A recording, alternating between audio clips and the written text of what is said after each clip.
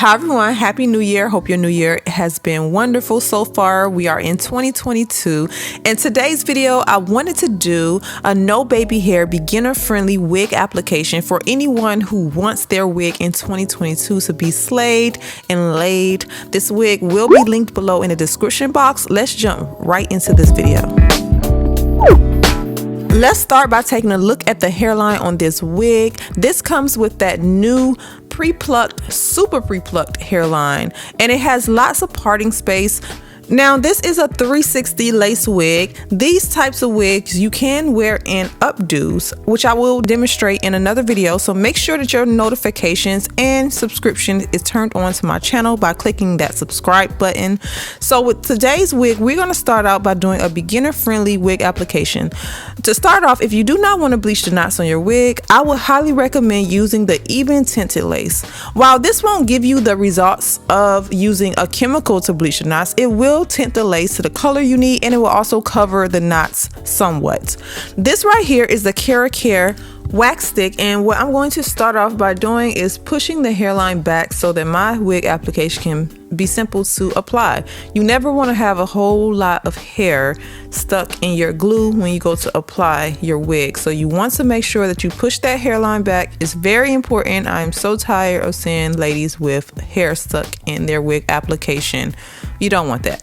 Now, even though this wig does come with a nicely pre-plucked hairline, I think it's very important to take out just a few strands around the edge of that hairline, just to take away the formed look that they create. So the best thing about the new hairline wigs is, of course, you don't need to tweeze it. And right now I am not doing what you guys think I'm doing. I'm not tweezing out a lot of hairs. What I'm doing is taking the tweezers and getting rid of the straight line around the edge of that hairline.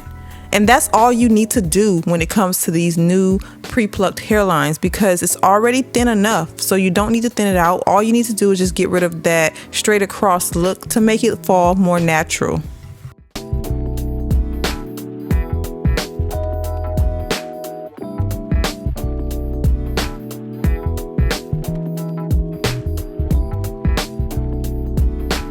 This only took me 5 minutes, and as you can see, that little bit made a huge difference in the way the hairline look. I'm just going to take that hot comb and press back that hairline some more. I will be sure to put all of the products and this wig below in the description box, so make sure to click the links in the description box if you want to get access to this wig and the products that I'm using.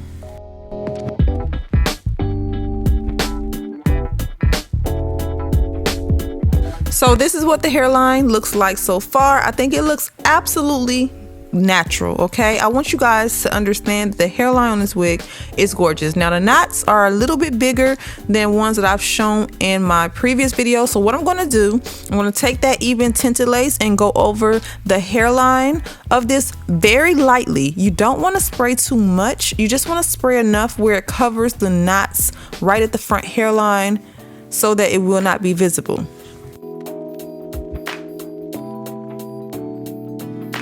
Let's move to the next step, and that is cutting the ear tab area. Especially on a 360 lace wig, you want to make sure you cut this area around where your ear will fall so that the wig will not lift in this area. You want it to fall over the ear perfectly. So you see this little strip right here? Okay, I'm going to start here with the scissors, and I'm going to cut in like a U or a V shape, so that this area right here will leave a space for my ear.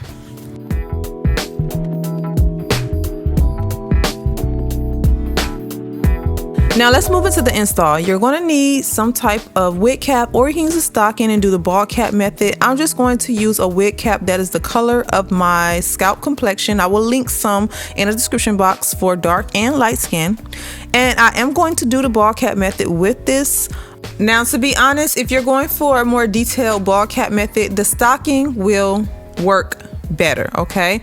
This right here I'm just looking for that scalp look. I want to make sure that when I part my wig, it looks like scalp and not hair underneath of my wig. So you want to make sure that you are, like I said, using a color that matches your scalp and not your forehead, but your scalp color.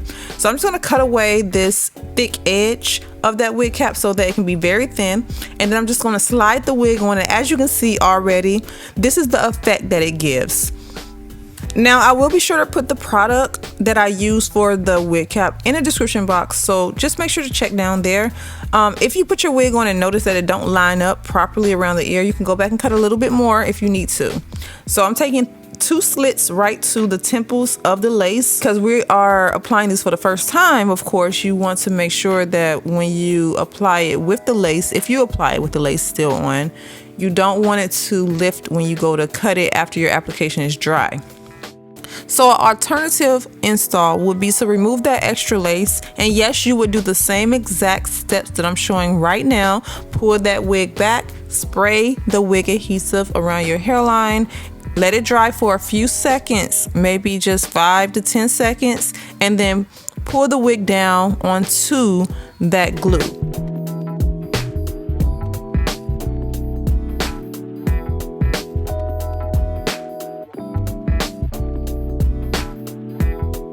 Once you have your hairline lined up where you need it to be, you want to go ahead and just brush the extra hairs that may be in the hairline back, because like I said, you do not want any hairs in that glue, and then apply your sleigh band over top. I will also link the sleigh band down below in the description box if you want a custom one made. Be sure to check the link below, and we're going to let this dry for at least 20 minutes before we move on. Now, if you've already removed your extra lace, you can skip past this part. If you have not, be sure to cut around the hairline with scissors, or you can use a razor. You want to make sure you cut as close. Some people like to leave a little bit of lace. I don't, just because it shows.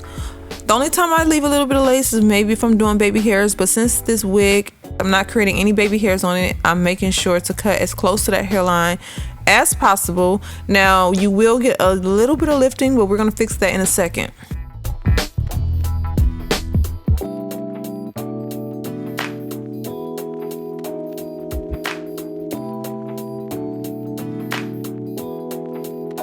Alright, so to fix any lifting around the edges, like if you have little pieces of lace that's lifted, you want to first make sure you pull that hairline back. And I'm using a hot comb again. You don't have to use this. You can use a brush, you can use a rat tail comb, whatever you want to use, but you can see the lace line. So what I'm going to do is take the ORS Fix It spray and spray it at the edge of that lace. Now with this, you want to move fast because you don't want the hairline to lift again. These products that I'm using are not long-term glues, they are temporary. So I'm going to instantly tie it down with the sleigh band. Let this dry completely for 15 minutes or so, maybe 10. You can take your dryer to it for at least 2 minutes. Now, once you are done, it should look like this. If you are a person who do not like the baby hairs, you can see that this wig looks very natural without any baby hairs.